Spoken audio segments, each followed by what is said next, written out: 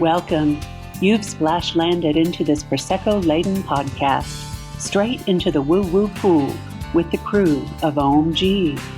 We're just a simple group of tragically imperfect and highly empathic BFFs, exploring a wide range of atypical topics with humor, grace, and curiosity.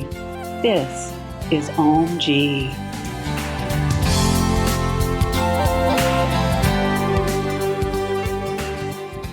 Hello, everybody, and welcome. You are joining us on this beautiful Black Friday just after Turkey Day. It's Camille and Chandra, and no one else. Just us two, because we are here to talk about weight and the woo. Why us two? We've got a lot more people in our group, so why us? Well, for me, I've battled weight my entire life. Most of my life anyway, from adolescence to current day. Up and down like a yo-yo. And I think we all know that there's something to the whole empath and weight gain situation. It does tend to show up a lot for us. Are we Wiccans? Are we Thickens? I just don't know. Are we both? Maybe we're both. Maybe we are. But we are here to talk about that today, and we might even roll into part 2 and 3. We'd love your feedback. Like I said, the reason that I'm an expert on this issue is because I've battled with weight pretty much my entire life. And Chandra, go ahead and explain why you are called to talk about this. Yeah, you and I have talked about this several times. We have a very similar history where that's concerned. And I've even struggled with a lot of blame, for lack of a better word, because when I was very young, like up to about the age of 5, I was like almost emaciated. Like I had a medical condition that no matter what calories I took in, they just didn't metabolize or something. Okay. And then about the age of 5, I was put on a medication. Well, all of a sudden food tasted really good. Oh boy. And, I had never had that before. And so, like by 3rd grade, I was over 100 pounds. Mm-hmm. And so part of me is like, well, how much different would my life have been if that had never happened? And so I was heavy and overweight up until my mid to late 30s. At that point, at my heaviest, I was probably 250. Okay. And then it's kind of like you just have to find the thing that works for you. And luckily, I found a dietitian and a diet that worked for me and that I was able to stick to, and lost 100 pounds. Mm. And that was like, 15 years ago, okay. 10, 15 years ago. At this point, I've probably gained maybe 20 of it back. But over the course of 15 years, and you think about, oh my gosh, health issues, menopause, the whole, thing that women deal with, hormonal changes, that kind of thing. I think I'm going to call it maintenance. Some of you out there might not, but I'm going to call it maintenance. But it's a perpetual lifestyle thing because it's never going to be something that you stop thinking about. Every time you look at food, you're going to think, oh yeah, how many, I always say, and I know you've agreed with me on several occasions, the fat girl never dies inside your head. I've been slim, I've been obese, I've been chunky and chubby and slightly overweight, the entire gamut. And even when you're thin and healthy and you feel good, it's a constant mental struggle, without a doubt. Yes. Our saying is the fat bee never dies. She's always in there telling you lies. And I've even had instances where after I lost 70 pounds of the 100 really, really, well, I say really fast, but within a year. And I remember like being shopping with my mother, and we would walk by a store that had slightly blackened windows, and I would catch sight of myself and I wouldn't recognize myself because that's not what I look like in my head. Right. Like I don't know her. So, the thing is, when you're not looking in a mirror, you don't feel that that's how other people see you. Like that's what they're looking at, because that's not how I feel. There's always, to throw out a big psychological word, that body dysmorphia disorder. I think that's very common as well. Yeah. Among people that struggle with weight. And again, like I said earlier, a lot of people in the woo community do. For me, it's always been like a suit of armor, this fat on my body, these fat rolls. It's a protective shell. Right. It has enabled me to fly under the radar in many situations, or to be discounted when really I wanted to be counted. But it's an excellent way to be overlooked and just kind of skate through life. And right. Because there's all these connotations that come along with it. Like if you're overweight, you have no willpower. Or if you're overweight, then you're not as clean as someone else. Right. You're obviously out of control. You're obviously, a slouch or, whatever. So I totally get that. And there's almost, when you do lose weight and you get to the point where you're, what culture perceives as a more normal weight, right? I remember, because at the time I was working in corporate America, and I just remember the anger about how people were treating me, because it's like, I'm the same person. Yes. I'm the same person. And 7 months ago, you wouldn't look me in the eye. Oh. And now you're standing in my doorway trying to say some stuff. Exactly. So, I mean, it's not, there's a lot of emotions too that come along with, with the losing of the weight and stuff that when you start the journey, you don't even necessarily think about, So I was really shocked at how many people treated me differently just because I had lost weight. And a whole lot of anger comes out because, when I've been down on my skinny side before, exactly the same. Your family treats you different. Your friends treat you different. It's especially work too. And of course, attention from men, that will knock you on your keister right there. And I even remember at one point I noticed treating myself differently. Now you outgrow that very quick because, the negative self-talk and like we said, the body image in your head. But I found myself, just like buying better perfume all of a sudden. Because you're worth it now. Because I'm worth it now, right? Buying those, those expensive pair of shoes that because I had always been, and this is another thing, guys, I had always been I hope I don't offend anybody. I was a shoe whore. I would do anything for a pair of shoes. Anything. Because I could, as a fat girl, I could buy the cute shoes. Yes. I could have a lot of shoes. Shoes fit. Yep. And my feet look cute in the shoes. But not so much the jeans or the top or the dress. So, I had dozens and dozens of pairs of shoes. But I knew because you're heavy, they're going to wear out fast, and the taps are going to come off, and your ankles going to hurt at the end of the day. You're going to scuff them in some way. You just know they're not going to last very long. Yeah. And so I never bought the really expensive pair. And then I found myself seriously contemplating a couple of $100 pair of shoes for the first time, and I'm like, "Girl, what's going on in your head? Because you've never thought about this before." And I really had to do a little soul searching about why am I worth it now? Why am I'm even treating myself? I'm getting mad at these people for treating me different, but I'm even treating myself differently. That's an excellent point. And, like with any problem that we deal with, there's always the shame that's locked in there. And society has fed it to us right and left, especially in our generation. One thing that I've always been a little bit tickled and probably slightly jealous about the newer generation. It's okay if you're a guy and you like a bigger girl, oh, she's thick, she's hot, that was just not the case when we were young and coming up. Not at all. Well, and, I don't want this to turn into the obesity of America kind of thing. Right. But it's more relevant. I mean, you see more girls who carry an extra 20 pounds now than you did when we were growing up. Yeah. It's just, it's a common concept that people are just larger now. And so it's more, it's not the shocking thing to see like it was when we were growing up. Right. But you were talking about the shame and that kind of thing. I was doing, as we all do, how many diets have you gone on? Oh my gosh, I brought my list. Okay. How many things have you tried to, exercise routines and, diet pills and oh gosh, we've all tried the 1,000 things. But after I, started the awakening, I was also looking at childhood trauma, what is creating this need to hold on to this weight and not release it. And so I was doing some tapping. I'd found a thing online and I was, kind of tapping along with it, trying to unlock, what's the childhood trauma, or what's the limiting belief, or what's the thing that won't allow me to release this. and I had a memory come up. Okay. And it's really, I think the whole Gemini ADHD, like tapping has never worked wonders for me. Like it'll help bring down the anxiety, but it's never like, I've never had stuff come up tapping like I did this time. Okay.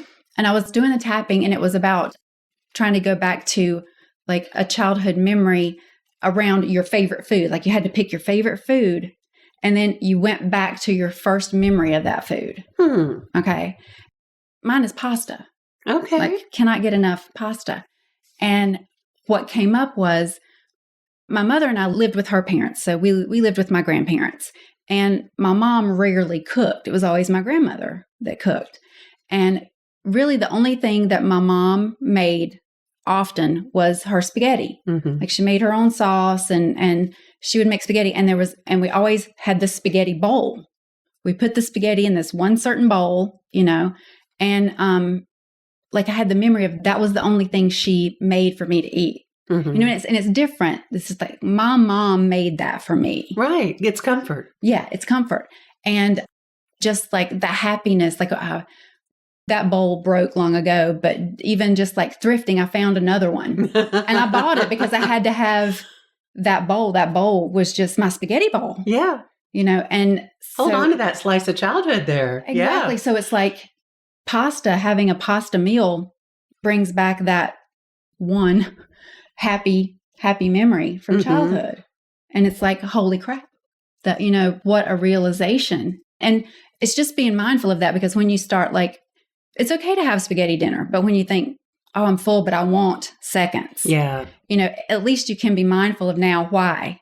Okay, that's not my need for more carbohydrates. My body isn't craving it. I just don't want to stop feeling happy. Right. That hug from the inside. Exactly. Is what a lot of people describe overeating as. And so I'm not saying that, it's the childhood trauma is the whole entire reason that I gained weight or anything. But, at least in that case, it is the reason why I would overeat that one particular thing. And of course, if you had a bad day, the first thing you want to do is come home and make carbonara or, or some kind of pasta dish for dinner. So you end up having it more often than probably you should, that kind of thing. So I feel like it's important to kind of do that kind of work too, and get mindful of some of the reasons why you tend to gravitate to the things you tend to gravitate to. Definitely. Yeah, definitely a lot of overeating is born out of trauma or, self-comfort, that kind of thing. I think in my family, and I've read this before, where if you find a lot of alcoholics in one family, a lot of times it will typically be the men, and then the women are hugely addicted to sweets because that is their go-to and their comfort. And that's probably a pretty good description of my immediate family dynamic. My grandfather that we lived with was also an alcoholic. Yeah. I mean, really, both things are just massive amounts of sugar in your gut, releasing, I guess, all the dopamine or just making you feel good and taking you out of that brief trauma experience, whether it's your, emotionally abusive husband yelling the house down, or you can't do a thing right, so you're going to comfort yourself somehow. Yeah. Or your grandmother that drinks sweet tea. Yes. That's the only thing she would. And my grandmother, God rest her bones, but it was syrup. It was tea syrup with lemon in it. It was, it was sticky on the outside of the glass. It was so sweet. So, but that's what you grew up drinking at every meal, and with tons of added white pure cane sugar and sodas as well. I mean, they were pretty much always a staple in most people's refrigerator, and it was almost unheard of to give a child a glass of water. It was going to be milk. It was going to be soda or sweet tea. Right. Or sweet tea or Kool-Aid or something. Oh, don't get me started. Oh, Lord. True. But another thing that has come up recently is as an adult now, in the stage of life that I'm in, I really feel that I'm undiagnosed ADHD. Like there's so much of the symptoms that looking back through my life, I can be like, oh my God, that makes sense. Right. So I'll say out the gate, I'm undiagnosed at this point. However, I have some of the stuff I've read about children and young adults in ADHD, the caffeine hits different. Like because you are attention deficit, the caffeine helps you focus. Gotcha. And so I've always said, most people have coffee. I'm not a hot drink person of any version, but I had to have that Pepsi or that something first thing in the morning. Mm-hmm. Like that was my caffeine. Yeah. And it always kind of wondered like what was different about me, because I could drink soda at night, or after I was an adult, we could go out to dinner and have coffee after dinner, and everybody else was, oh, make it a decaf or I just won't sleep. And I'm like, that is so not me. I'll drift off and sleep like a baby. But it's because the caffeine, my body was metabolizing it different. My body was creating the dopamine to help me focus in the moment. Right. And then once that kind of, I'm going to say high for lack of a better word, was over, I was right back to normal and could, fall asleep like that. Mm-hmm. So it's just things like that looking back, I realize, oh, well, that makes sense now. It does make sense. And, sorry, didn't mean to interrupt, but where I was going with that is also, if that hits different, then the cookie is going to hit different, and the pasta is going to hit different, and the things that you love are going to create that dopamine kick as well. And you're going to have the motivation that you normally lack when you haven't done something to kick up the dopamine. Right. So you feel better about yourself in the moment. Like 2 days from now, when your pants don't fit anymore, you're going to berate yourself. But in the moment, you feel like a better version of you because you're now alert and focused. And so you tend to do that again and again. Yeah. Until you can't button the pants. You got your reward. Right. You got your little chemicals flowing. So yeah.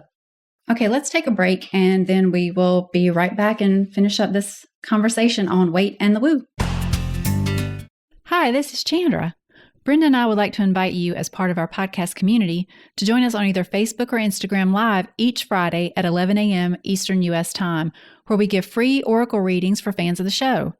Just follow us on our Ohm-g Podcast Facebook or Instagram page. You can post or DM us your questions there each week with the hashtag woo-woo-wisdom, and then tune in at 11 a.m. each Friday on our page to watch your free reading. If you can't join us live, don't worry. You can always catch it on the replay. This is just our way of saying thank you for being part of our woo-woo family. Hope to see you this Friday. All right, thank you for hanging in there with us, and thank you for coming back and listening to Camillionaire and Chandra talk about weight and the woo. And our lifelong experiences with dealing with, obesity and just all of the stuff that brings, and correlating that with the woo. It's also like just the, the feeling of not having as much control over things. Like, you lose control around food, and just the self-deprecation that comes along with that. I feel like I brought that into my spiritual awakening as well. Mm-hmm. Just like, when connecting didn't come as easily for me, it was kind of like, well, why would it? Because this and that and the other, that the bullying, the things that you were called when you were bullied and everything, gosh, yes. I'm not worthy. Why would it be easy for me? Nothing else is easy for me. Just the kind of spiraling thoughts that you have that kind of, lead into that self-deprecating mode. So I do feel like it also hindered, connected to my intuition in some way. Mm-hmm. Not necessarily the weight itself, but the mindset that it engendered at times. Yeah. And it's funny because so many times we will have a parent that abandons us, or a narcissistic parent, or some kind of family dynamic, like I touched on the alcoholism earlier, that kind of turns us into that empath. We soak it all in and we take on that weight for that self-protection. And then we get older and we feel like, okay, well, I've gotten away from that family dynamic a little bit. Surely I'm healed now. I'm in control. But then what do? We start attracting narcissists. We start attracting drama queens and kings and other high maintenance types of personalities, because we are the healer. We are the fixer. And more than anything, we are the sponge. Right. So you feel like you've had a little breakthrough when you hit adulthood and you get some independence, and then you turn around and you start attracting everything that you run from. Mm-hmm. So I know that resonates with you as well. Absolutely.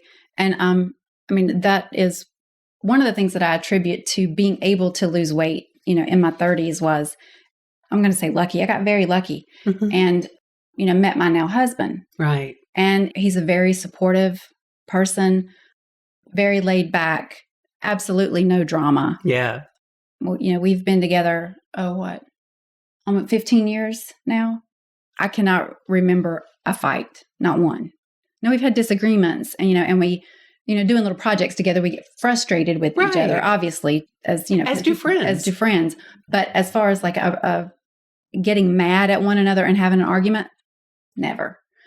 So just, being able to be secure in a relationship for the first time and there be absolutely no drama and have somebody tell you the truth. The first time they say something, it's the truth and you don't have to like pull it out of them or, whatever they say they're going to call you at 10 o'clock, they call you at 10 o'clock, not at 3 o'clock in the afternoon. And, what happened? And all the lies that come with that.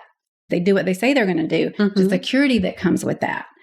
I really do attribute getting happy, like being in that secure relationship, having somebody that I could depend on and that could depend on me, and kind of removing that type of stress kind of gave me the ability to release that, like you were saying, that protection. It's kind of like you got your worthiness notarized and it's official now. Right. That's kind of how I see it. Right. Somebody actually finally saw it. So it's there and it's a real thing. Okay. And they're not love bombing you or blowing smoke or not trying to get something or Yeah. So it's a good thing. So, I give him, a lot of the credit of being able to switch my mindset because just of the environment that he created for us allowed me to do that. I think that was a big part of it too. Good deal. So, and also, like we said before, finding the thing that works for you. You have to find the thing that you can stay with and make a lifestyle and that will work for you, because not everything works for everybody. Absolutely.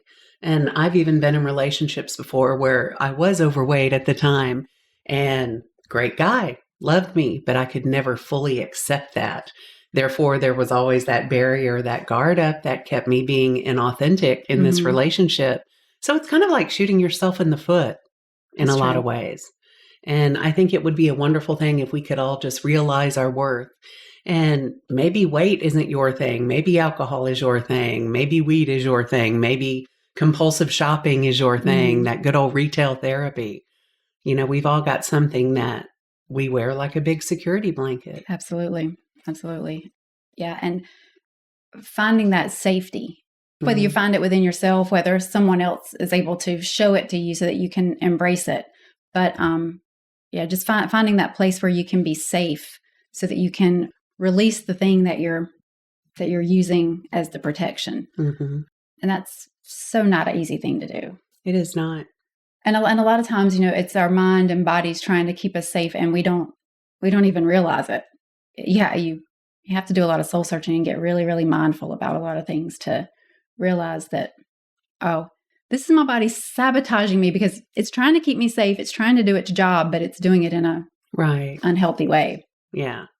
So as a Reiki practitioner, I've also theorized or questioned or wondered, about limiting beliefs and just certain, traumatic events that you hold in the body. We all know that we hold certain traumas in the body, love the book, The Body Keeps Score, that kind of thing. Yeah.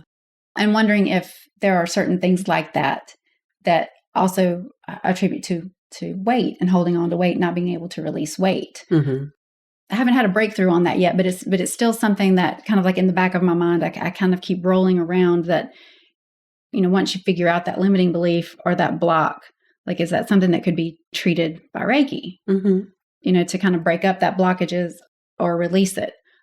That's one of the things that I've wondered about. Would that be a possibility? And it's perfectly plausible to me. Absolutely.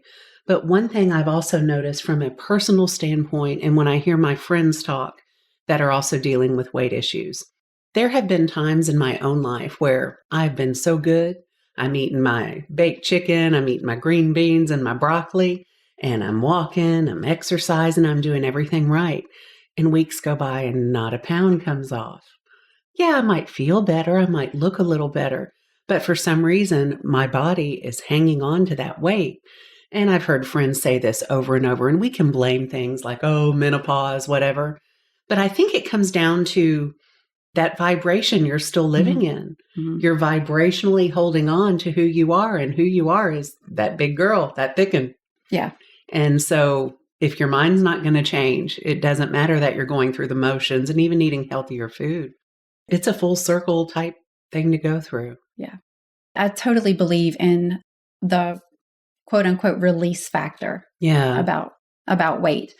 If you're not in that mindset of, and it's kind of like law of attraction, abundance, like you were saying, vibration. If you're not in that place of being able to release, whether it's the release of that limiting belief or just the release of the weight, if you're in scarcity mode and you're, holding on to everything, weight's going to be one of those things as well. Yeah. I agree with you there. I totally believe that if you're not in the mindset of, I can let this go, then it's not, no matter how much you exercise. And I think that may be not all the time, but a lot of people that say, well, I go to the gym 4 times a week, 5 times a week, and I just don't lose any weight.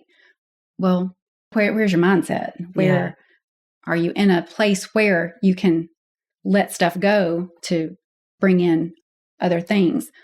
And like I said, I think being in a safe, stable relationship gave me the ability to get into release mode. I really, really, truly believe that working on release is another key to being able to let that weight go. Isn't there a lot of EFT tapping techniques specifically for weight loss? Yes, there are. And they could just kind of like the reprogramming of your thought patterns when it comes to food. So yeah, that's totally huge. And they also say, repeatedly that, well, you can't drop a bad habit. You've got to replace it with a good one. Do you think that holds any truth? Only in the fact of, if you're heavy, you can't go on a diet, get thin, and then go back to living the way that you were before. Right. It has to be. Been there, done that. Yeah, it has to be a lifestyle change. Yes. Like, you have to find something that you can then do forever. And I'm not saying that you can never have another piece of cake or you can never have another cookie. Another Thanksgiving. Right. Another Thanksgiving. But you do have to get to the point where you're sick and tired of being sick and tired. Exactly. Yeah. And I mean, even yesterday, it came out of my mouth before I could stop it. And once I said it, I'm like, that is totally not the right mindset, Chandra. But, I'm sitting down to this plate of food. And even though I got less than a spoonful of everything, I still got some of everything. Yeah. And you look down and it's this huge plate of food. In a joking, self-deprecating manner, as we always do, I said, there are more calories on this plate than I have eaten all week. But that's not the right mindset. Because I have done really well all week and ate really healthy all week, now I'm allowed to share this with my family and enjoy this. And because I'm not going to eat like this every day. Right. And I shouldn't berate myself for doing it this one time, one day of the month, one day of the year, special event. Right. So yeah, there's a fat bee never dies. I sit down to this plate and the first thing that I'm going to think is like, I'm going to try to guilt myself or make myself feel bad about having all this food. It's all those ants, automatic negative thoughts. We've all got them crawling. Yeah. And it was out, it was out of my mouth before I could stop it. But then, right after I had to say, that was not how I should be thinking. And so I'm going to replace that thought. But you noticed it? Yeah. And you corrected it. That's what you were talking about, being mindful of it and replacing that with, replacing the bad habit with the good habit. So instead of just saying that and then sitting there and feeling bad the whole time I'm shoving all the turkey and the dressing into my mouth, which I would still do, by the way, but feeling bad about myself. It's still in the fridge, y'all. But you replace that with the good thought of, I haven't done this all week. I don't do this all the time. I'm going to sit here with my family and enjoy this. And I'm going to be thankful for the hands that prepared it for me and, all that kind of thing. So I don't know that I buy in, replacing the habit with another habit, but you do have to make long lasting changes to your thought patterns and your lifestyle and your, it's not right. Replacing sitting on the couch with going to the gym. Yeah. It's changing the mindset around. Does that make sense? It makes sense to me, girl. Because you're never going to totally replace it. You can't just. That's the whole willpower thing. If we could all just replace one thing with the other, then we could just stop doing the thing, right? All right, guys. Well, I think we've pretty much covered everything that we had on the list, talking about weight and the woo and how the two are connected and our personal journeys with that, being that we're sitting here still reveling in the fullness of yesterday and all the feasts that ensued. So hope that you have a wonderful holiday season. Okay, so no matter what your beliefs, your limitations, your own experience is, we thank you so much for joining us today as we talked about weight and the woo. Like I said in the beginning, I think there's going to be room for a part 2, 3, 4, maybe even more. We'd love to hear what you think. We'd love to hear some of your own experiences, so please check us out.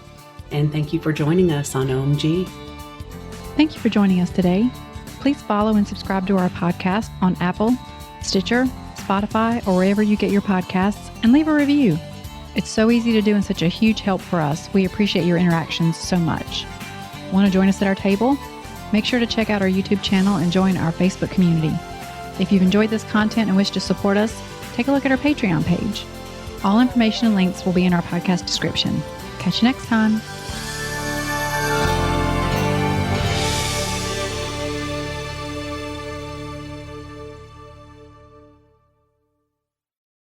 This podcast is part of the Sound Advice FM network. Sound Advice FM. Women's voices amplified.